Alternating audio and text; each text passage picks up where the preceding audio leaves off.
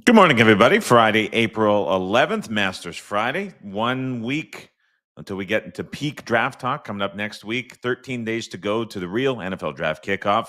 Looking forward to that. Appreciate everybody who has been joining the shows all week long.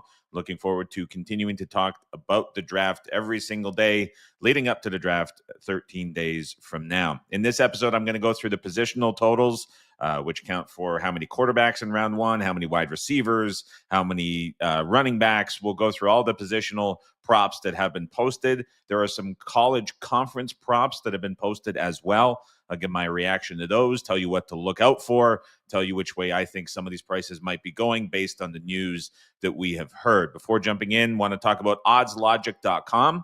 You can use the promo code RAS to give you a free 7-day trial, more than 35 different sports books where you can compare live odds pregame for the innings, for the first 5 innings, for the first quarter, for the first half, every market available that you can bet into for NBA, MLB, soccer, tennis. They have everything covered. It is a fraction of the cost of other competitors, but you get the same speed, you get the same availability, you get the same sportsbook coverage, which is sufficient for at least, I would say, 95 out of every 100 bettors, unless you're at the top tier of professional betting. You're probably having sufficient coverage from Odds Logic. You can use desktop, you can use mobile, and I highly recommend everybody checking it out. To show that it can be a great product, you can get a free 7-day trial on desktop or mobile or both using the promo code RAS. And if you've not yet signed up for footballbetters.com free email newsletter, it will keep you up to date with everything going on, everything that you need to know about betting the NFL throughout the entire offseason. I will have an email going out later today updating everything discussed this week, updating everything discussed in Spaces yesterday with Connor Allen over on X.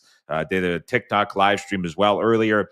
Just putting together all my thoughts to bring everybody up to date with all of the draft talk to get you set up for next week when we're going to see more markets open, more sports books posting lines, and a lot more people talking about it. So you can get ahead of all of those things by signing up for footballbetters.com free email newsletter.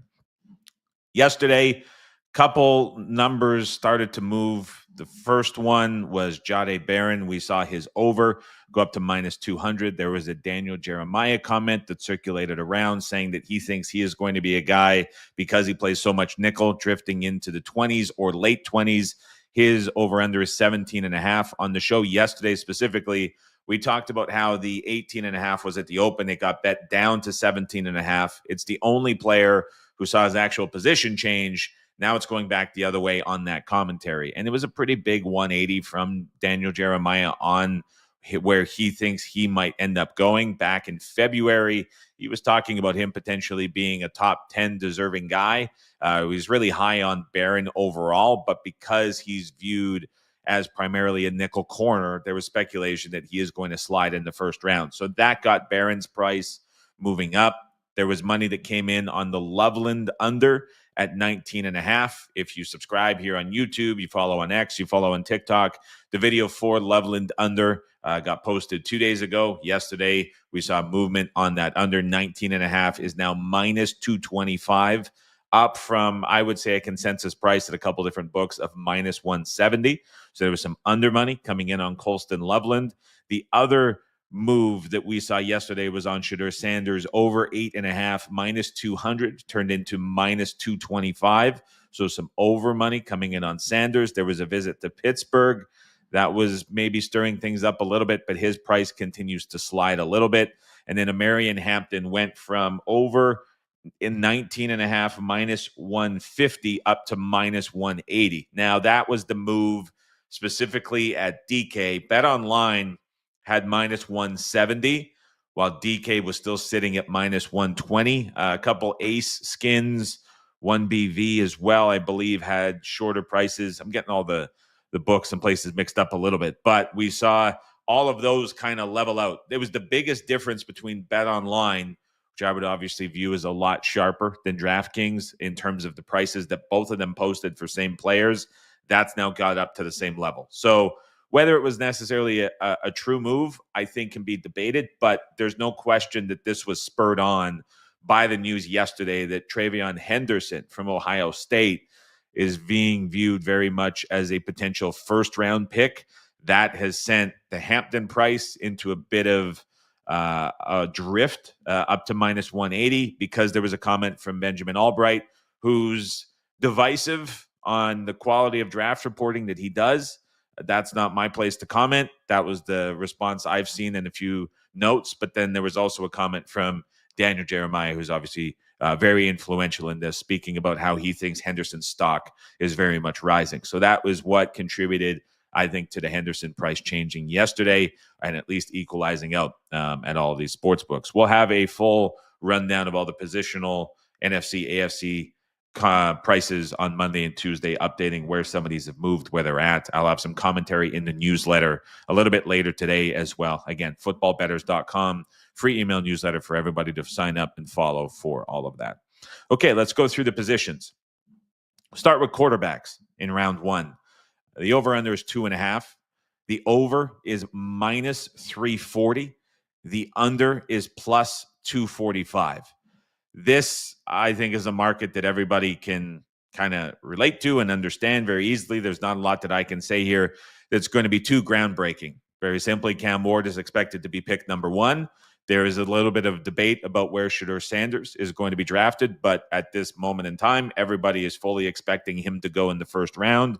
And then the decider in this is Jackson Dart. And where is he going to end up going? He is going to be the player that decides this. His price to go in the first round, which is only offered as a yes option at a few different sports books, is very high. So there's a lot of expectations that he is going to go in the first round. There have been ties to the Pittsburgh Steelers at 21. There have been ties to the LA Rams at 26. And the expectation is that Shedeur is going to go before that. And then those two teams are going to have the option to draft a quarterback. The alternate solution to this, which I've seen proposed, is that Sanders is going to end up sliding. And then that's going to put Dart's status up in jeopardy. And there's potentially scenarios where teams earlier in the draft are going to trade back to the end of the first round to perhaps get Sanders, as there's this middle portion from pick 10 to 20, where there's just not a lot of teams that would make sense to go and get a quarterback. That would make this a little bit of a coin flip at that point on whether or not both of these guys would go late in the first round. But as it stands now, I can't say a lot about this price at minus 340. I think it reflects the current scenario very well. If you absolutely put me on the spot to force a bet, I would maybe have a very, very small lean to the under at plus 245, just thinking that Sanders slides. And then Dart, who really in the initial draft lead up was not necessarily viewed as a round one guy, that all becomes a little bit of hype. Perhaps the Rams hyping him up to try get a trade back scenario for a team trying to come in late in the first round. Maybe Sanders ends up sliding to Pittsburgh at 21, or there's some trades. There's different ways I can see it. But at this price, I wouldn't have enough confidence to play anything. Birdie's in the comments. Birdie, I'm going to bring you up for running backs. Round one, running back total is 2.5. The over is now plus 120. The under is now minus 150. And Birdie says, Henderson's team wasn't because of me. It could have been. I think there was certainly maybe a little bit more influence from Daniel Jeremiah. But look, I'm glad that Birdie's on the show, and I'm glad that I can single him out, because he has been, from Monday, really pushing the idea here on the show, as well as in a lot of the commentary and DMs that we've been having, that I'm okay sharing because I'm not giving anything crazy away. But he's been pushing that Washington really wants a running back. And we talked about the 10-1 price. I believe that was on the Tuesday NFC show is when we got into it. And then with this news that Henderson is likely trending into round one, we've seen this running back price absolutely crashed down. Now, Birdie, you can jump in the comments and remind me exactly what that price was. I'm trying to pull up the DM right now, but it seems like Twitter is crashing. But it was as early, I would say, as yesterday morning. We were seeing this price around 2-1. And so to see it now down to plus 120 at DK specifically, Bet Online a little bit higher, serious movement on this price coming in for a third running back to go in the first round. As we look at this right now, it's pretty straightforward. Ashton Genty, Amarian Hampton, they have been long tied to going in the first round, and Henderson has been the third option that has really taken on a lot of steam in the last 24 hours, and we've seen this price crash down. So it could potentially go further if this Henderson steam takes on more notice. Plus 120 is down, as Birdie says, from plus 240 back on the Tuesday show. He says on Monday specifically, it was above 2-1 on Tuesday. So a big move here on running backs in the first round over. Washington is still available at 10-1 to draft a running back. If this steam continues to push up, I think it's safe to say that the call here was correct and that this 10-1 price for Washington, first draft pick used by the Commanders, goes to a running back, is going to come in as well from 10-1. So for everybody who has been dedicated enough to be listening to Draft Talk this early, you've got a pretty nice early price either on this that we talked about, but also potentially still there at 10-1. Birdie also mentions the Chiefs. There's been some interesting discussion there that's emerging in the background. They are 13-1. So you could take a flyer right now, 10-1 for Washington running back, 13-1 Chiefs running back. If you want to play an alternate way for this running backs over 2.5 now that it has moved. Good call by Birdie earlier on in the week, and we were seeing this number come in quite a bit. Now there's some commentary from some big media guys that's really influencing this price as well. So this price comes down really to whether or not Henderson is going to go round one. And as it stands right now, the last 24 hours, certainly a lot of things to indicate that that's a much more likely scenario than it was a few days ago, and prices are starting to reflect that. Wide receivers in round one. Another price at 2.5 with the over at minus 270, the under at plus 205. Tat McMillan, Matthew Golden, wide receivers 1 and 2, both in the majority of mocks, the majority of expectations, somewhere mid to mid-early first round. A number of wide receiver needy teams between the Cowboys and at 12 and the Chargers at 20, 22, 23. Why have I lost the Chargers? Chargers are 22. I'm getting the Chargers, the Steelers, the Packers, the Vikings all kind of mixed up in that 21 to 24 range off the top of my head. As I think about the color and the logos, I get the yellow, and it all kind of blends together at this point, looking at so many boards. But in that range of 11 to 22, a couple wide receiver needy teams expected to take and have an opportunity to go with McMillan or Golden. The question then becomes Egbuka, number 1. As the third option, and then number 2 would be Luther Burden. Egbuka was really tied to the Houston Texans when I'm thinking back to the conference call back in late February at 25 as the best fit for him. His expectation in a lot of mocks is in that 28 to 29 range at the end of the first round. He's really a coin flip guy, maybe slightly better than the coin flip at the moment to go first round, based on how everything's being reported on April 11th. And so when you're looking at minus 270, maybe a little bit rich at the moment, probably relying on the Texans to maybe go a different direction. Their offensive line price is at like minus 260 with their first pick. I said on the AFC show on Monday, I don't know if I entirely buy into it at that level just because Laramie Tunzel left. I don't know if it makes them a guarantee, like it's nearly being priced to be to draft an offensive lineman. And so it may be a little bit rich here on wide receivers a touch. I think there's a chance we could see McMillan go slightly earlier than expected. Golden, I think, is tied to the Cowboys, had his visit yesterday. The question is, where does number 3 end up going? And that's a question that has a lot less clarity in the answer than it did a couple of weeks ago. Offensive lineman in round 1, 6.5 over plus 150, under minus 200. This, I think, is a lot better priced for that extra option than the wide receivers at the moment. So when we look at Membu, Campbell, Banks, Zabel, those are 4 slam dunk yeses in the first round. Would be very surprised if all of those guys are not gone basically before the Seattle pick at 18. Then there's Tyler Booker, whose stock reportedly yesterday was increasing. And Josh Simmons has been around like a 75, 80% guy, maybe slightly less to go in the first round. So you get to 6 guys who are offensive linemen in the first round that I think would widely be accepted as pretty heavy favorites to go. The question becomes, where does number 7 come from? Is it Josh Connerly? Is it Donovan Jackson? There's also some ties to the O-lineman from Minnesota who saw his price to go in the first round get bet up a lot at Bet Rivers between open in the first 12 hours or so. His price shortened quite a bit. So there are options for number 7, but that 7th offensive lineman hasn't really got that news and that steam yet. We're kind of, as I'm looking through everything, I see 6, but the 7th is very indecisive. And so you're getting plus 150 on the 7th.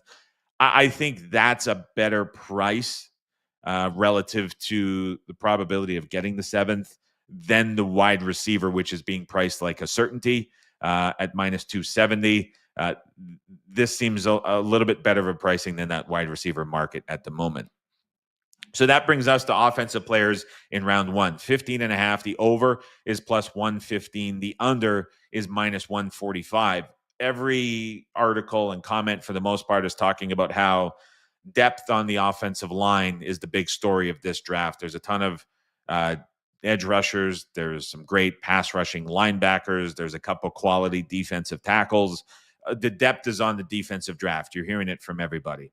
So when we get to offensive players, it becomes a question of whether or not we get a late shift in the next 13 days of teams willing to pay a little bit more of a premium to get offensive guys who are a bit harder to come by, knowing that they can get defensive guys later rather than paying up for the premium defensive guys, which they can fill holes a little bit later in the draft. Now, something that I've observed in reading and listening to shows and articles is there was a lot of talk late February, early March about this being running backs on day 2 and 3, this being about wide receivers on day 2 and 3, and sort of highlighting how the class was great in those positions in later rounds. But now, like we're seeing with Henderson, we're perhaps seeing with some of the wide receivers, we're perhaps seeing, as I mentioned, with some of the offensive linemen, all of a sudden, when you see these prices to go in the first round, these are the guys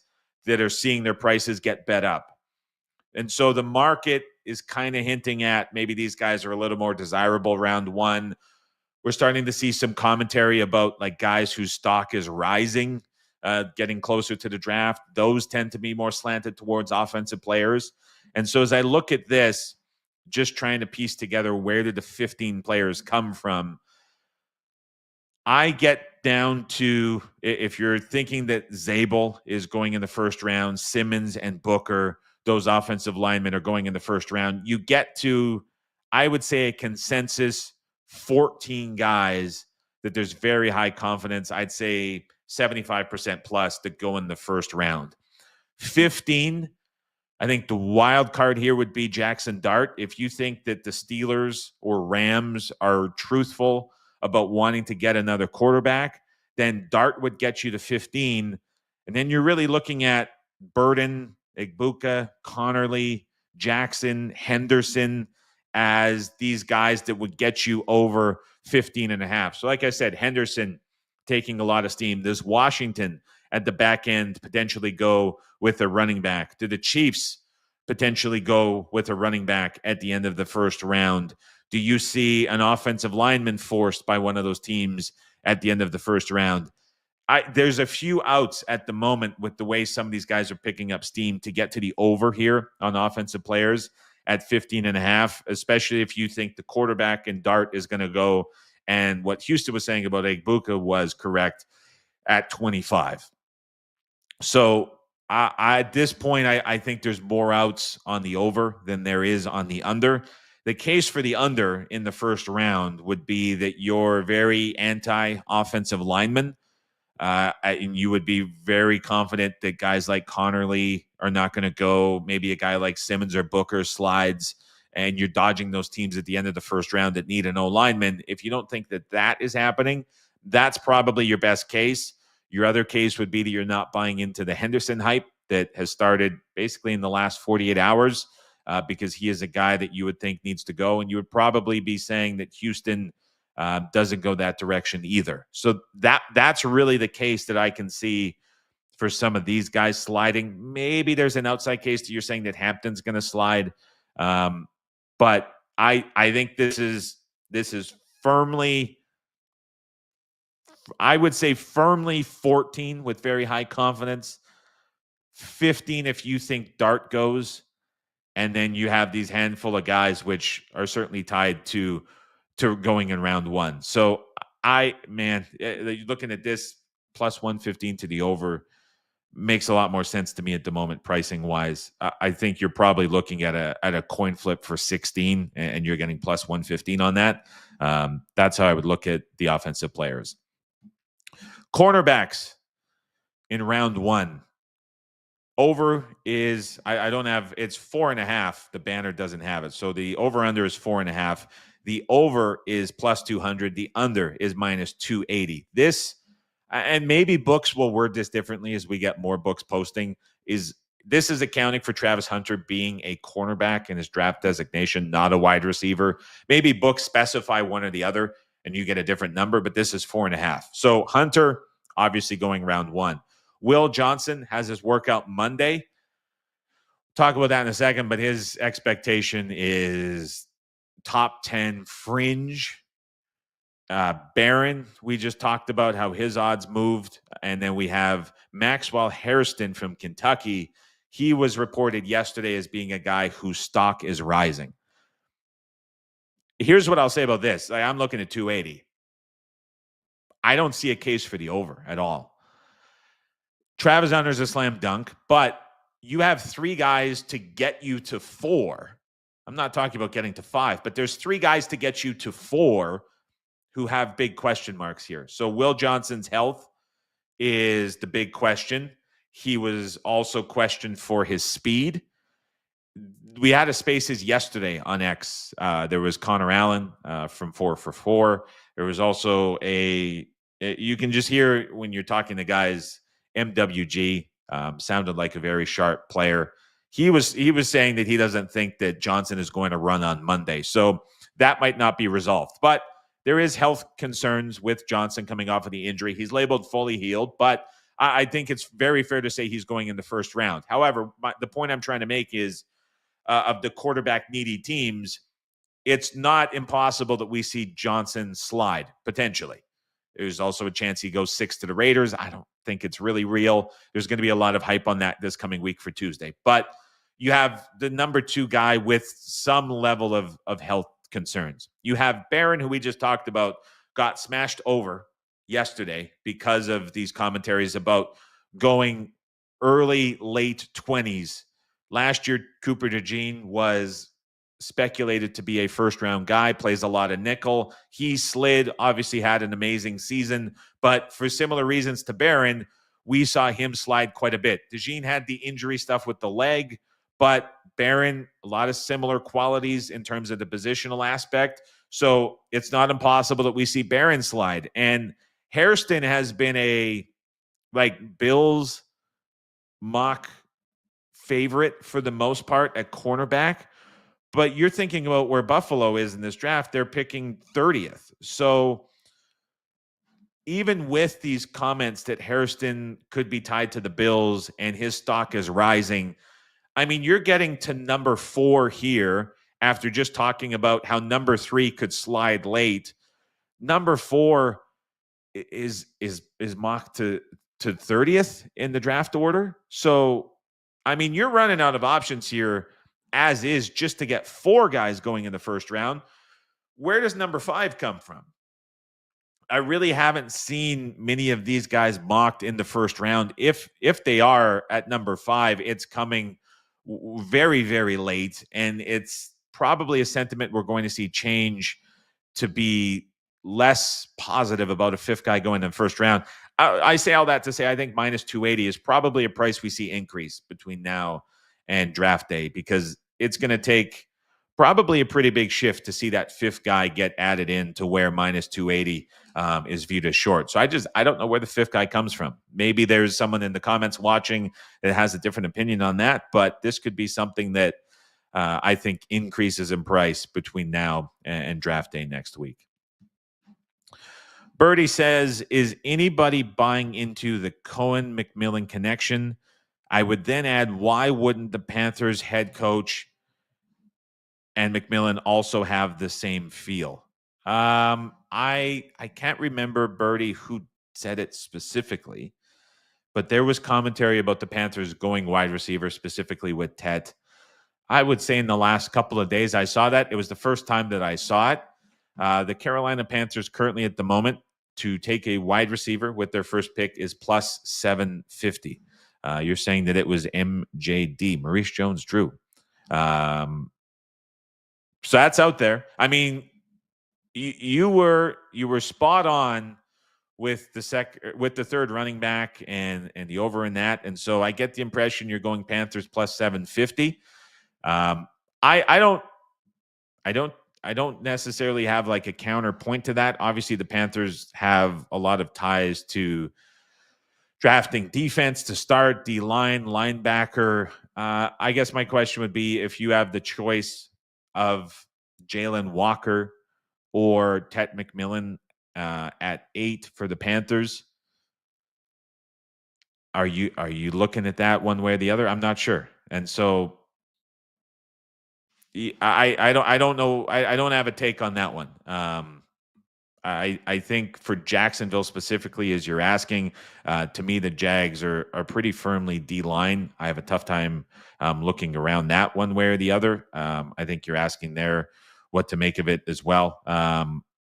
I would be surprised if the Jags go a different direction than D-line personally. They need a lot of hype there, or need a lot of help there. And then also just hearing Gladstone talk about the trenches and how important it is. He obviously beefed up the offensive line, so I think that eliminates it. D-line at minus 135 for Jacksonville is still the way that I think they're going to be going. If the Panthers do nothing early and get a blue chip offensive weapon, what happens when Bryce fails again? Well, I would tie it back, like they went offensive weapons last year early in the draft with the trade. You saw what that offense turned into late in the year. The big issue that really crippled the Panthers all season long was the defensive line and the pass rush and what you were getting from that. And so I think that's why they've kind of highlighted it as a priority.